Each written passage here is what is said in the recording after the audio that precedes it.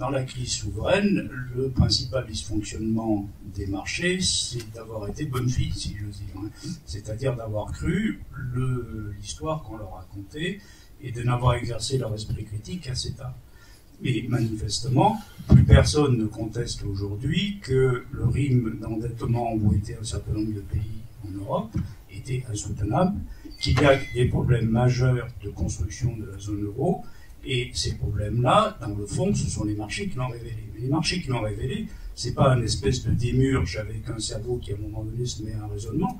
C'est des gens qui interréagissent et qui ont progressivement découvert, en tirant le fil, que l'histoire n'était pas exactement celle qu'on racontait.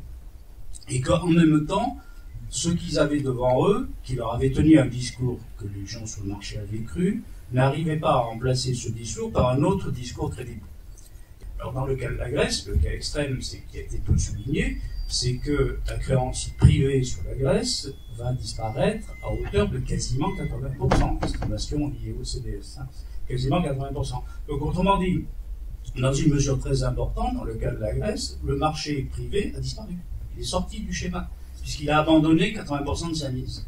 Et donc maintenant, on a le peuple grec, les gens soulignent qu'il se traverse une période extraordinairement dure, avec un problème politique majeur dans le pays, mais qui n'est pas dû à la pression des marchés, puisqu'ils ne sont plus là. Il est dû au fait qu'ils s'étaient habitués, d'une part, à se financer dans des conditions qui n'existent plus, mais personne n'a le droit à être financé de l'extérieur comme ça, et d'autre part, un gigantesque problème de compétitivité, de finances publiques, d'équilibres sociaux, qui est extraordinairement difficile et qui est d'ordre politique. Et donc, on voit bien que sur ce plan-là, le marché, dans le fond, il a fait ce qu'il pouvait faire, c'est-à-dire abandonner. C'est le maximum qu'il pouvait faire. Au-delà, il ne peut plus.